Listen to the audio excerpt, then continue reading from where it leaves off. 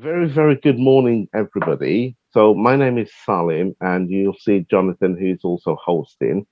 So this is a series of workshops that we are delivering on behalf of All Green NNS. And it's all about developing the digital skills and the digital capabilities and capacity within ourselves and within our organizations. So last week's workshop, which was attended extremely well, just like this one is, was all about understanding how to reach out and engage with service users online. And we had a quite a very good response, both through the survey link as well as the questions and answers. So what we're going to do in this workshop is we're going to hit the ground running. I'm going to hand over to Jonathan, who will start the session. But towards the end, there will be an opportunity for questions and answers as well. And what we'll do is we'll try and allow a little bit more time, because we felt that when you go on to the questions and answers, it does allow you to interact much more. So there will be an opportunity at the end, like I said, to have a opportunity to ask questions, etc. So today's workshop is all about understanding your client needs and impacts. And this is something that's very, very close, certainly to everyone who's joining, and certainly very close to myself as well. We have stakeholders, we have service users, we have clients, but how do we know the impact we're actually making when we are engaging with them? So sit back, do enjoy it, and I'll let Jonathan take over and run the workshop. So over to you now, Jonathan. Thank you very much, Salim. Good morning, everybody. So yes, today's session, what we're going to do is have a bit of an overview of looking at client needs and impact, understanding and measuring that. So as Salim mentioned, the slides will come through like they did last week if you were here, and you get access to a recording. So just have a sit back and think about how some of this stuff relates to your own practice in your own organization. So just quickly, this is me doing some work with some people. So just so you know a bit about me, that my background is both as a trainer and a business advisor. So I'm qualified in both aspects of that. And I've been active in charity third sector digital for just over 10 years now. And a lot of the stuff that I train about is stuff that I've used in my own practice and my own business over the last 7 or 8 years. And I work with a whole load of organisations, including Lloyds Bank Foundation, where I've supported over 100 charities so far. So that's just so you know, that's me a bit younger as well, by the way. That's a couple of years ago. Anyway, what we're going to look at, just a few areas.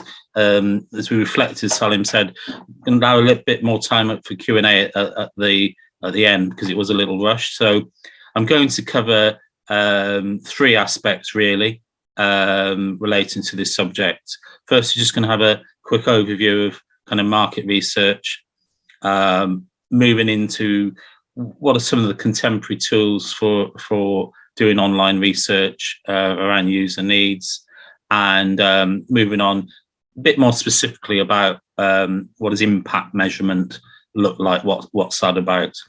The idea of these sessions is to get an overview, an intro, a taster. They're not intended to be advanced. It's always a job to get the level right. So you will all be at different stages. Some people won't have used anything. Some people will be more advanced. Hopefully the Q&A, we can kind of address some of that. So that's what we're going to do. So just starting here with a very basic. So this is my own background, to be honest. So in the back in time, and I'll give it away by saying I actually studied social research methods at Birmingham Polytechnic. So and it became UCE. So that kind of tells you when I was doing that. Some of the techniques have developed, that's for sure, but the basic thing around research is this sense of it's something systematic in terms of a process for collating information and data regarding to what you're doing.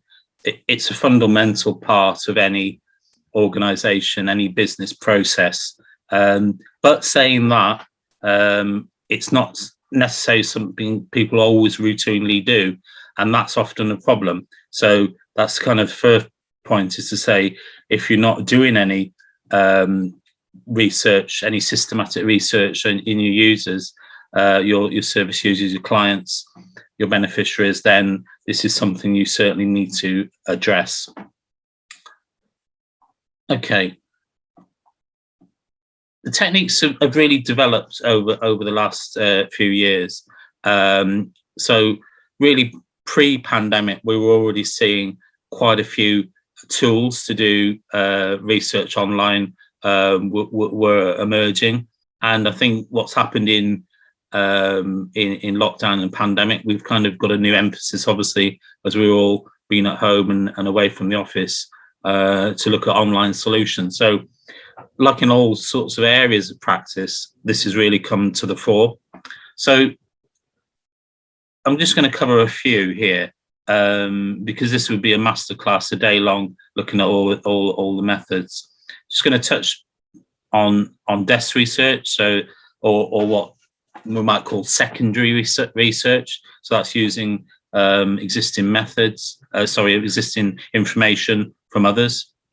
And then we're going to look at what in the technical term is called field research or primary research. So that's collecting your own information and data. A couple of big techniques. I'm sure you will have at least participated in some of these. So we've got the lovely old survey, customer survey, user survey, and focus groups or discussion groups, something like that. So, I mean, there are lots of other techniques that are kind of more technical, obscure, but these are core bread and butter techniques, and often are used in good combination. So a survey will give you lots of numbers, so quantitative information, quantitative data, and often useful to supplement that with more subjective information, what we would call qualitative information from a discussion panel, group, focus group. And it's now possible really to do all of this online, without leaving the comfort of your lovely warm home office or wherever you're working from. So this is something that's really changed in recent years. So, I mean, the basic point, if you were here last week, you would have seen this slide. So in any of these seminars myself, I do desk research and looking at what's the kind of latest thinking, if I need to plug some gaps. And this is just an example from that. There is a vast amount of data at our fingertips out there. And thanks to good old Dr. Google or your favorite search engine, this is readily available. So when thinking about your user group or your client group, just as I did last week, which is what's the existing research telling us, what's the data telling us, so you don't have to go and do your lots and lots of primary research necessarily. You probably will need to do some, but there'll be other data there at your fingertips that you can use to throw light on people's needs and requirements before you dive into doing your own work, which is obviously more costly, more time consuming, etc. So, when I trained desk research was kind of looking in books in under-resourced libraries and that kind of stuff, with the beauty of the internet and the growth of that and the resources available, it's just, it's narrowing it down, actually. There's just so much there. Okay. let's jump on a little bit to customer surveys, and I'm going to start. There's kind of proven tools here. So SurveyMonkey you may well have used, you may well have participated in something. There are lots of survey tools that are online available. Much of a muchness, I'm going to say. I've used SurveyMonkey, never really had a problem with it. Actually, really, really good to use. But we've also got other tools around social media. So if you have a group on Facebook, you can use polling function. Certainly something I've done. But I'm just making the point, this is restricted to groups. So this may be a reason why you might set up a group on social media. You might actually want a closed group of service users. Don't forget that 2/3 of the UK population are active on Facebook. So it's not a bad capture. It's not universal, but it's the best used platform. So you could set up a group from your, as an organization, a closed group, only open to users of your service, and you can ask them questions.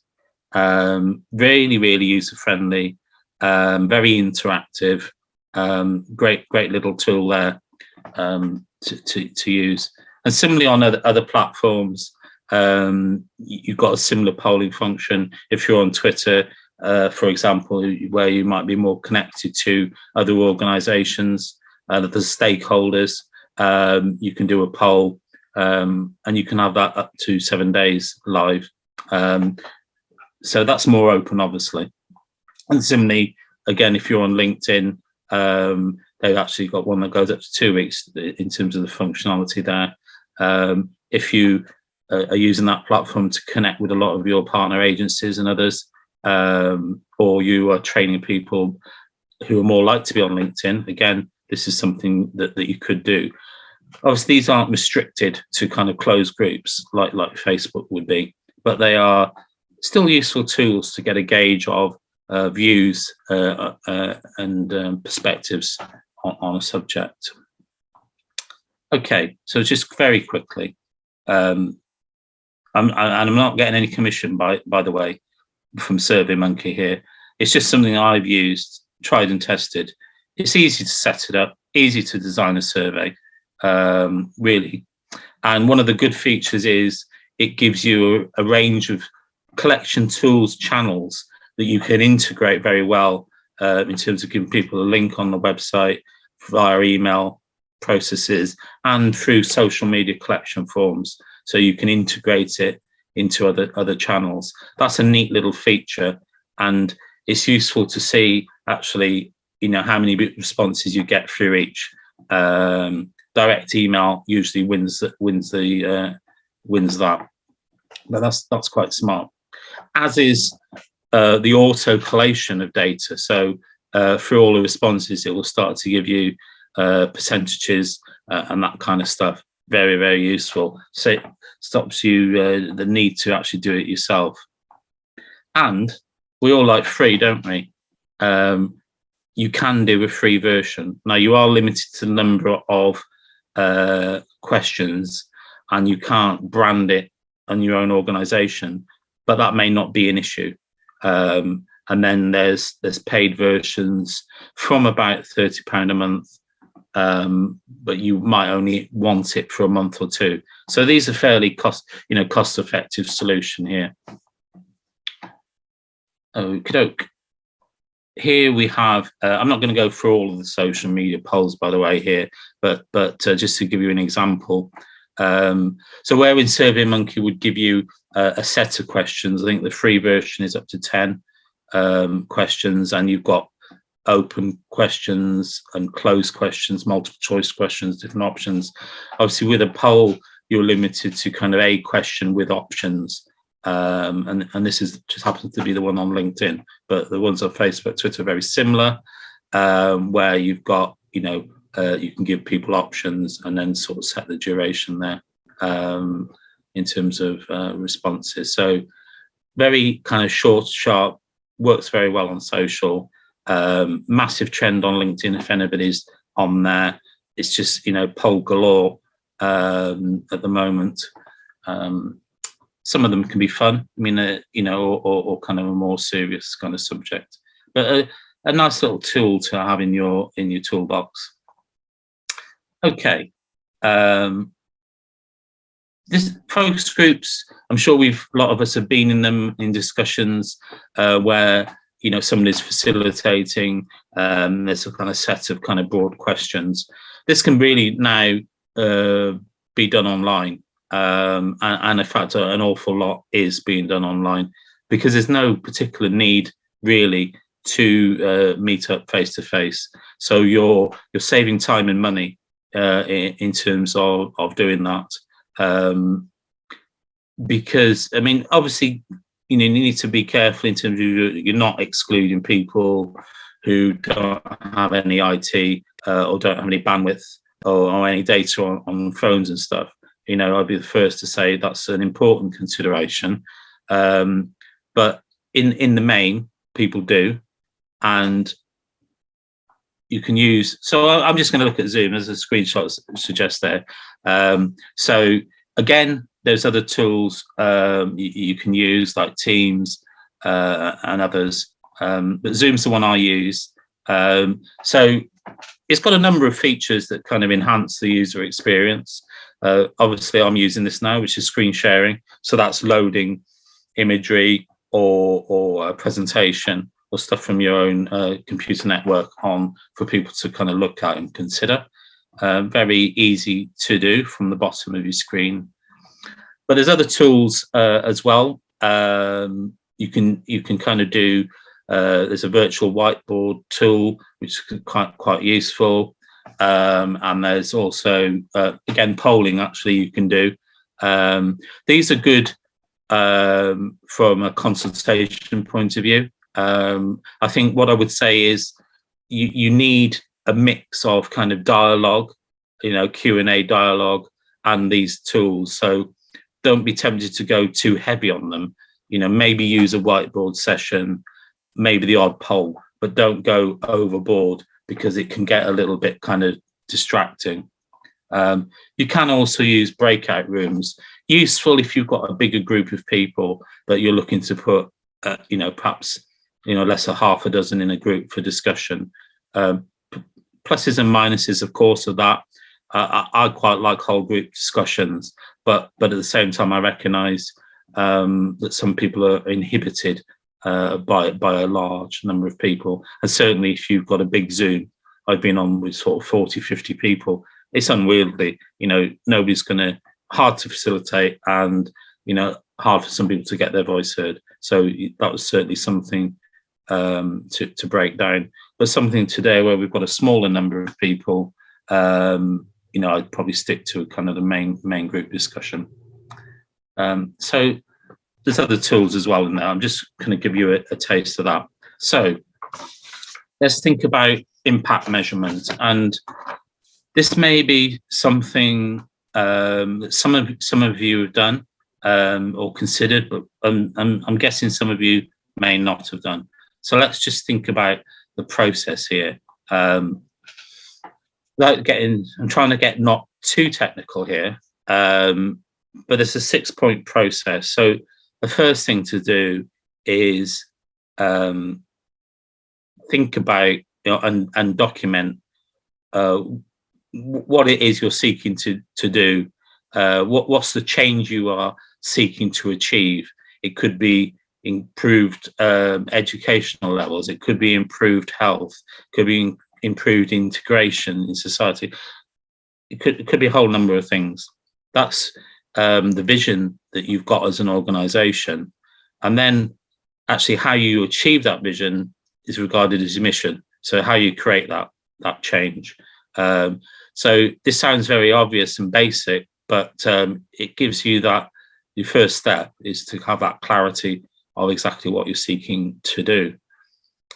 Moving on, some people will be familiar with this. It's a term I've kind of had a bit of a love-hate relationship, I'll be honest with you, but it's there in the professional practice, which is theory of change. So what does this mean? Well, I looked at United Nations definition of this, and really all it is an explanation of how your intervention, or what you're doing, or interventions are expected to lead to that change. Okay, so it's a theory of you do something, it's going to improve this. So for example, our theory of change for this session would be that we are hoping to improve people's knowledge and confidence of using online tools for user research and impact measurement. Now, you would help us ascertain actually whether we've achieved that, but that would be our theory of change here. And what you're going to do there is to look at in more detail the activities, resources, partnerships and stuff you have to have in place to make your vision, make that change happen. Okay, then we move on to sort of the number crunching bit. So it's thinking, what's the outputs that we're going to do to measure this? What indicators are we going to use to actually measure this change? So, for us, it could be, improved knowledge of a subject area, for example. We're going to and get people to measure that on a scale of 1 to 10. Next up is back to kind of the previous kind of slides in a way, which is what's our research methods? What's our best way of collecting the data we need for those indicators to throw light? Is our theory actually working? Are we performing? How are we doing? So surveys, focus groups, other techniques. And then obviously, some analysis of that. Using SurveyMonkey, it's going to give you some basic analysis of that. As with a poll, when you close it, it will give you a summary of the data there. But it's really assessing, analysing, and reflecting. How are we doing? What's our data look like? Are we, achieving that change? And then, it's a cycle. So, it's not a linear process. It goes round, and you go back to, tweaking the model and adapting it, because things change as we go on. So hopefully, I've got somebody joining here. Okay. That's impact measurement. A fairly universal kind of accepted, with some little bits of variation, might amalgamate some of the steps, but that's essentially a process. And okay, now this is quite a smart little thing here. So nice little tool to end with, actually. This is a charity toolkit from an organisation called Kingston Smith, and nice little template which kind of relates to that previous slide in terms of a simple capture of impact and actually how you communicate that out. So, running through these basics here. So, basically who you are, what's the organisation about, what's your mission and vision, and working through what do you do. It's obviously about your service that you do, a little bit about your user groups, your beneficiary targets, that kind of stuff. And moving on to 3, basically who you're working with and your solution, and how you're doing, what's your interventions, what's your projects that you're using to try and achieve that change. And then, moving through into kind of monitoring and data and improvement. So very action focused, probably something you wouldn't want to be overlong. I'm a great fan of shortness, and how you might want to communicate this, maybe with some visuals, in terms of, illustrating who you work with, what you do. But in overall, I'd probably aim for no more than 2 pages, lots of some visuals, some text, some quotes, some data. You don't want something to be overlong, because people won't read it. you want something that's nice and succinct to communicate. We can send a link out, by the way, for this tool as well. I think it's about a 12-page document, quite smart. Again, there are others out there, but I don't want to bombard you with lots of different options. I thought this was a very nice, neat way to kind of pull things together in relation to kind of impact measurement. So that is a quick whistle stop through,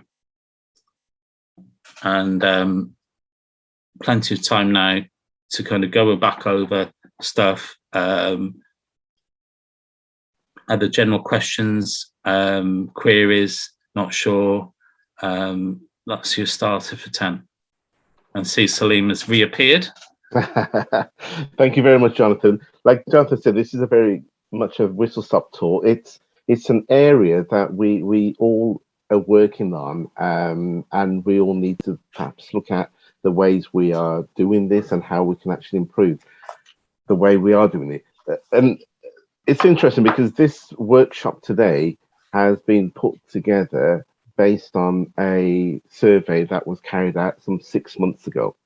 So the survey is carried out across the whole of the NNS area with small businesses, and it's trying to understand what it is that they actually wanted in terms of delivery to help support them. So as a result of that, there are a number of areas that organizations, small and large, were saying that we need support in. And it was all around digital, because obviously that's the new world we live in. So this is one of the areas that people have requested. And so we thought we'd put on a very, very quick smash and grab type workshop just to let you know about some of the tools and tricks that you can actually do within here. There is one question, a couple of questions that some people have been emailing Jonathan because they can't actually attend. But one of the questions in particular is that when you actually do a survey, how many people do you need to reach out to? Mm-hmm. I thought that would get you thinking a little bit. Yeah. Well, this is the one of the golden questions, isn't it, in research? What is representative of the community, the population you're seeking to survey? So you need sufficient numbers to be able to do a fairly robust analysis. So if you were going to, I personally would aim for no less than 10% of your service users. I think anything less than that, you're starting to get into problematic. Obviously, if you've got 50 service users, you need more than 5, because 5 is too few to do an analysis. This is a tricky area in terms of obviously we've all perhaps seen surveys, kind of people trying to rubbish surveys because they're not representative, they ask too small a sample. But you can get into quite advanced sampling methods and techniques. It starts getting very complex in terms of the science of it. But I would say it needs to be a good representative sample of your population. And obviously, you might need to make efforts in terms of gender, ethnicity, age. You need to make sure that the sample is responses are broadly representative of the groups of beneficiaries you're working with. That's obviously important. So you might need to a mix of techniques. So you might need to do specific focus groups for certain groups who I'm not going to generalize, but some people prefer to be in a kind of a gender specific space, don't they? Some don't mind. So some thought that's culturally sensitive, etc. Obviously. Same with young people. Don't necessarily want to be in a room full of old folks like myself. They might actually want to be in a peer group. So you need a young person to facilitate as well, in terms of perhaps opening up that dialogue. Sure. So it's more the message I'm getting is it's more a case of the quantity rather than or rather than quality rather than the quantity, because you could have a small sample size, but as long as you've got the specific answers and you've answered specific questions to get those answers, then that's probably more important. Okay, Santosh, you've raised your hand. Yes, thank you. Thank you, Jonathan, for that. And I've heard quite a lot about the theory of change. Can you say a little bit more about how you would go about creating your own theory of change for your organisation? Well, I can certainly have a go. So, I mean, what I would suggest you do is have a look, and we can give you a link as well. I was whisking through the United Nations document on this, which was quite visual and not overlong. So it really is that, boiling it down to its basics. What is your intervention and why do you think it's going to make a change? So it's really kind of testing your own thinking out there. If we do, if we provide laptops to people that don't have laptops, our theory is they're going to get more likely to get online. Well, that might be flawed if you're not making sure they've got actual data or they've got an internet connection or data to actually make that happen. So that you might need to adapt your theory of change. Does that make sense? Mm-hmm. It's very much a process. It's a cycle. So mm-hmm. The point of it is always looking to improve, because the client group changes, the environment changes. So it's not say, we're doing well or not. That's not really what the aim is. It's actually say how well are we doing, rather than being a fundamental binary. How well are we doing, and what do we need to improve along the way? But we'll give that link to the United Nations, because I think it doesn't get any higher than that, does it? Global development organization. I'm not saying they're perfect. I'm not, but not a bad place to start. Yeah, alongside it's relevant to the charity sector, because I've seen some theories of change that look quite complex. When the type of information that so it probably isn't. It's probably a simple idea, but the way it's presented can seem quite daunting, for a small organisation. Yeah, absolutely. No, it's not. I thought it was pretty accessible, to be honest. Okay, brilliant. Thank you. You're welcome. I think that's a really good question, especially, we've been involved in the theory of change, and from our perspective also, Santosh, it's all a case of that learner journey. It's all starting from how do you plan to even, what methods are you using? So it's making that planning right at the beginning. It's actually delivering that whole survey, or collating all that survey and then evaluating it as well. So the theory of change is the complete journey from start to finish. Mm-hmm. And it's very much like if you're delivering a training to, say, learners or service users, when they come in, you want to know what level they're at, what ability they're at, the reason they've actually come in. And then by the time they finish that session, which could be half an hour or an hour or 2 hours or a whole day, it's how have they changed from when they first walked in. So and how have you measured that as well? So the theory of change is literally, as it says, how does that change happen? And it all depends on how you first plan it at the beginning, how you evaluate it at the end, and the bits in the middle as well. Mm-hmm. But it's a very, very interesting question, that. Anyone else with a question? I can't see any hands raised. Another question, Jonathan, that someone's asked. Yeah. And this is quite relevant also for ourselves, which is, when you collate the records from doing an evaluation or a survey, how long do you normally keep that record for? Mm-hmm. Is there a set rule on this? No, it's not like your account. I would say once you've gone through a process of collating the report, and if that's been accepted. So, for example, if you're doing it through a funder, and they've kind of said, "Oh, that's all very interesting," and it's all sort of signed off, perhaps archive it then, or perhaps at the end of a funded project when everything's sort of signed off. But obviously, we're thinking digital storage perhaps is more than anything now. So it's very easy to kind of store these things infinitum, until you don't need them. So you're using some of your data allowance in something like SurveyMonkey, where you could keep them until you actually delete them. With something like a social media poll, it's more time limited. I mean, in terms of, you do a screen grab probably, and that's it. Once you've got that, I mean, unless you delete it, it will always be there. And I wouldn't delete it. Yeah, you need a screen grab. Yeah.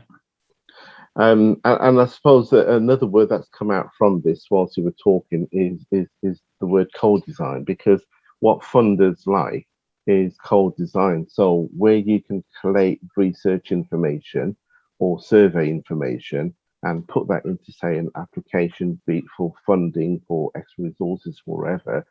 The fact that you've done some co-design, i.e. you've got the feedback from your service users to say this is what we're looking for, or these are the challenges we have, then that information going into an application is very helpful, because from the funder's perspective, they see that you've done some co-design with your stakeholders, with your service users. And that's always very, very important, isn't it, Jonathan? It is. There's a question there I noticed from Helen saying, brilliant session. Is the recording going to be available? The answer, Salim, is yes. Yes, it is. Yeah, it will be. And the slides will be made available. Co-design, interesting. So that's got me thinking about piloting. So what you would normally do, particularly with a survey, is pilot it. So you would, test the questions, the wording, the sequence of questions, and that kind of stuff. Is quite an important aspect, actually. You'd want to do with a small handful of service users. I'm conscious often we don't always explain ourselves as professionals necessarily. So you do need to make sure there's no jargon terminology in there, and actually your target sample actually understand what you're asking in terms of the terminology that you're using, that you or I or any of us may use, but actually is professional speak, and not something necessarily people that use a service you speak in those terms. So that's an element of co-design in my book, is around piloting. The same with a focus group, actually, and I've certainly done that. If you're doing an hour session, my advice is you probably want, well, there's no probably about it, actually, no more than 4 key questions. So you're spending 10, 15 minutes on, and sometimes you don't get to number 4. So make sure the first couple are the ones you really need answering, and then you've got a couple in backup, because, question can go off, all relevant. Don't try and have a long script.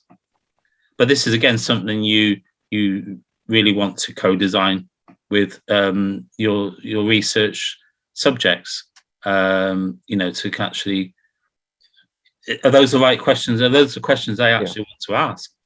Answer. Yeah. So it is a collaborative process, because that data, their responses are they're the gold, aren't they? They're the ones that inform, are we doing it? Are we doing well? Are we actually, what do we need to change? That's very valuable, incredibly valuable to any organization, so you've got to take care of it and curate it. Yeah, brilliant. So what I'm going to do is, this is an opportunity to actually open questions up further. So please, please don't feel that if you've got a question that it might not be it might be a silly question. No question is a silly question at all. These are the opportunities you have of trying to get some of your questions or queries answered. So please feel free to fire away any other questions from anybody on this subject, or even examples of what you're using, how you're using it, have you found it beneficial, any tips or hints for others? I think, yeah, it'd be nice to have that discussion. If anybody wants to, now we've got rid of the presentation, switch their camera on, then very welcome to do so. I think Nishaba is waving a hand, got something that she'd like to ask or say. Yeah, I just wondered whether, in fact, there's any ability for us to, any sort of scope for us to have additional follow-up. I mean, where we can explore all this a bit further, because everybody, obviously, the organizations are all different, and the kind of information, the basic information might be the same, but the clients are quite different, and we have to think about all the various possibilities that there are. So is there any way we can follow this up or extend our knowledge is what I'm interested in, really. Actually, Jonathan, can I take this one, please? So it's a really very interesting question. So what I've actually done, in the chat, you will see that there's a link. Okay, I've just posted it. Now, this is an example of how quickly and how simple you can create a survey. So this is a link that will take you into a survey about this particular workshop. We have our own CRM system, and what we do is we've got a module within there that does surveys as well. So you will find there's different platforms. Jonathan mentioned about just remind me, Jonathan, SurveyMonkey. You can do it on Google as well, Facebook. There's so many different platforms. We've done this one particularly through our own CRM system. So when you complete that, two things will happen. One, we get all the feedback, and so it's contained within our CRM, and we can actually evaluate things. But also, this is an opportunity for you to be more specific with what you're looking for your organization. It's a very simple survey, a couple of steps to it, and once you complete that, we will get that feedback. So if there's something specific you want following up from any of these workshops, this is an opportunity for you to do that as well. As we mentioned, this is being supported by Hall Green NNS, and it's for the support of organizations, mainly within their catchment area, to develop their capability, especially around digital. So what we're finding from last week's workshop, and certainly from this workshop, there will be people who have been on here or who couldn't attend that will contact us. That information we'll take back to the table, and it's part of the workshop that Jonathan's been delivering, and we will evaluate it and see how best we can come back and support you, either as a group or as individual organizations as well. Thank you. I know Marie's indicating, but I'll just add to that, Salim, what I think, group sessions are great. So they're a good way to get information out and have discussions like this. But I do recognise, that there's often a need for one-on-one support. The challenge that we're all facing is that's quite an expensive way to deliver, and that's the problem. So funding for that isn't always. There's more funding for kind of peer groups and this type of stuff than there is for one-on-one. So that's partly the challenge, I think. It's just, and I don't see that getting a whole lot easier, unfortunately. Yeah. So yes, there's a need. You could apply the theory of change model to this. That's all great. But if someone says yes, that's all very interesting, we don't have money, it doesn't help us.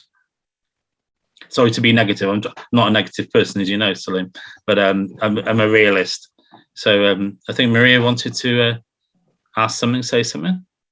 Yeah, I want to say something positive just to come to you. Just to introduce myself, if you don't know me, my name's Maria Hughes, as you can see.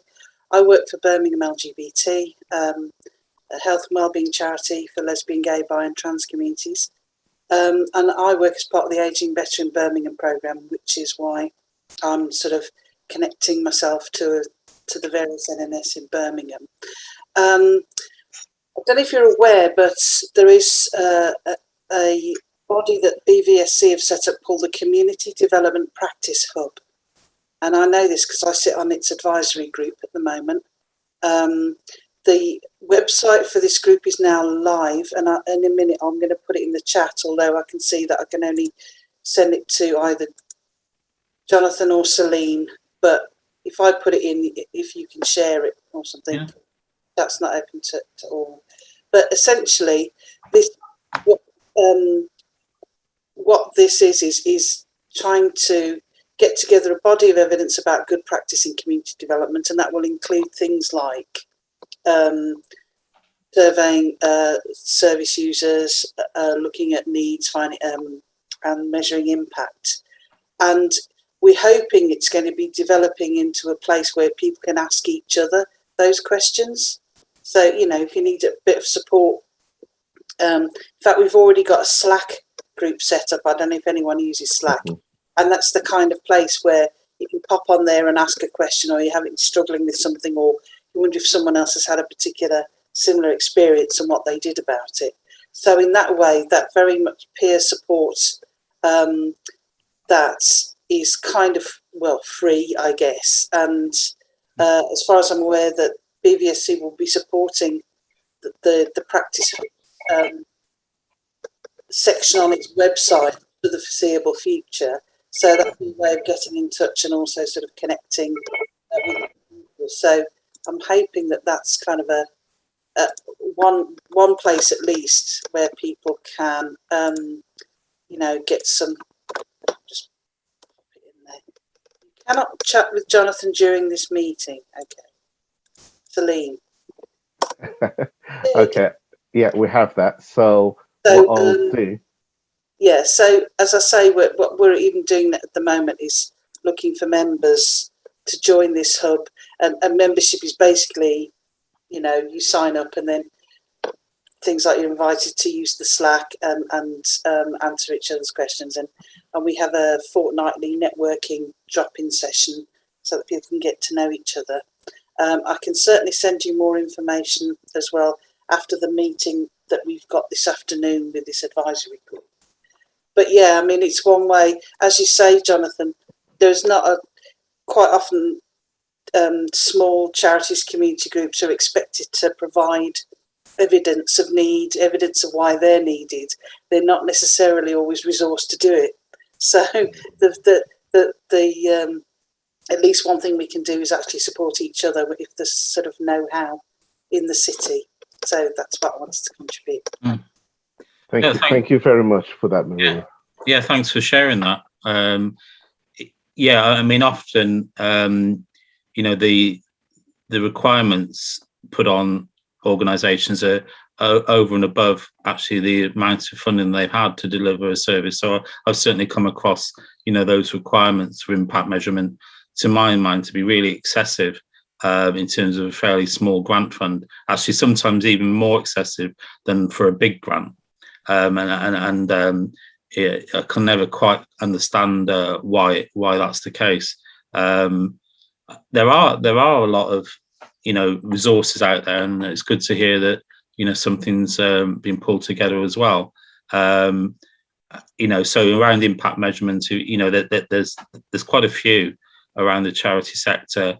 There's another organisation called New Philanthropy Capital. I can never say that word. My teeth get kind of around my tongue or something. NPC. Now they're good organisation in terms of a lot of thinking, kind of forward thinking in terms of what's appropriate. Particularly, they've done quite a bit of work with Lloyd's Foundation around what's good for small organisations and what's appropriate. You know, and they've got stuff around impact measurement. The Small Charities Coalition are another one. Organisation that's, I think, on their website. I'm pretty sure they have a list of different tools around impact measurement, including the one that I shared. So there's quite a lot out there, and you know, and sort of research techniques and tools. I think my experience over the last 10 years is that's great, but a lot of small organizations need help to get there. That's the reality, and hence, programs like today's that Salim's been able to get funding for, because people don't know what they don't know, and we're all a bit like that, so other sources of help that can be promoted that might not work for people that from a particular style or content that but having some options is always great.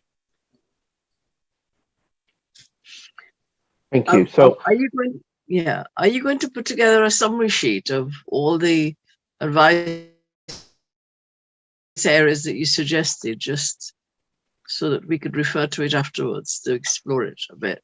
Because this idea of not knowing what we don't know is an issue.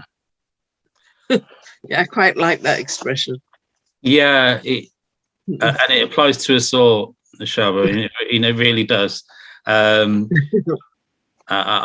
So, I can certainly put some. I can certainly give you some links.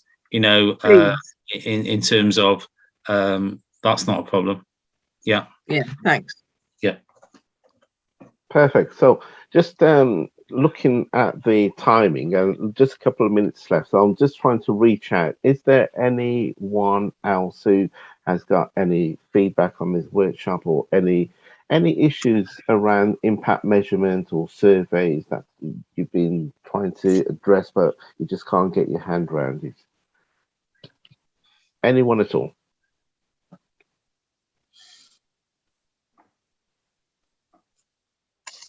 Okay, so if there aren't any other further questions, what we're going to do is we're going to wrap this session up. There'll be a follow-up email that will come. It will include within there the recording. The recording may not be available straight away, because what we're doing is we've recorded this, but we need to just edit bits out of it and make it available. When the recording from this is available, plus the previous one and all the next workshops, we will have them available on various websites. They'll be available on ours, they'll be available on the NNS websites as well. And they'll be there free for you to download whenever you want to and feedback. The slides will also follow from here as well.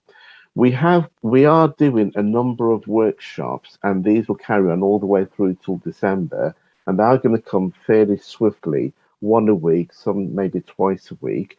Jonathan, would you be able to maybe just spend a minute on talking about what next week's session is, just to give them a bit of an appetizer? Oh, of course. I do believe we're touching the subject of email marketing. I'm right. Yes, good. Brilliant. We are. Yeah. I know we've played around with the schedule a little bit. So, yeah, email marketing we touched on last week as a key tool to connect with users of your service. What I find is that most organizations aren't doing it. In fact, there's data to back this up. So in the States, they did a study of large and smaller nonprofits. The large were like really kind of driving email through into kind of volunteer programs and donations, big, lots of numbers, lots of money coming in. Smaller organizations tending not to be doing it, and obviously hence not driving stuff like donations and volunteering. So quite a big disparity, and I think that's the same in the UK. It's a great tool, used well, to get your message out and get people signed up to stuff. But as I say, a lot of people are put off by it. All I will say is email is coming back in quite a big way. So year on year, the percentage of donations to charities from email is increasing year on year. And I think one of the reasons for this is, much as I like social media, it has issues in terms of the algorithms and your ability to connect with community.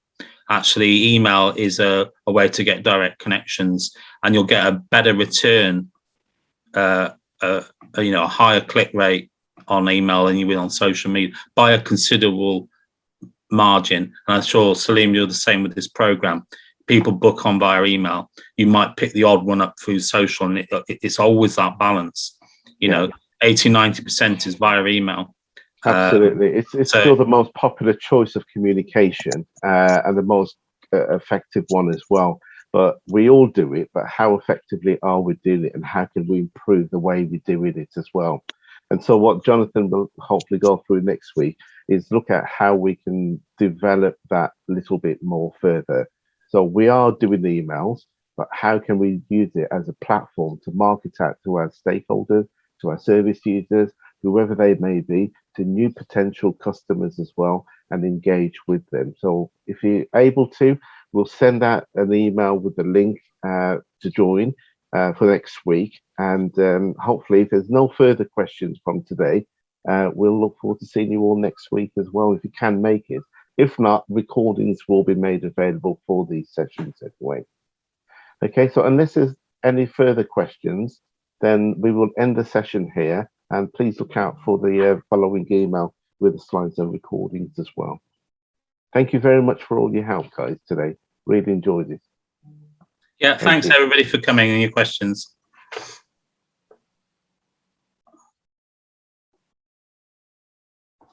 Bye. And if you haven't, please make sure you try and click on that link for the survey. It just helps us to feedback and make sure we're doing the right things for you guys. Have a lovely day, everybody.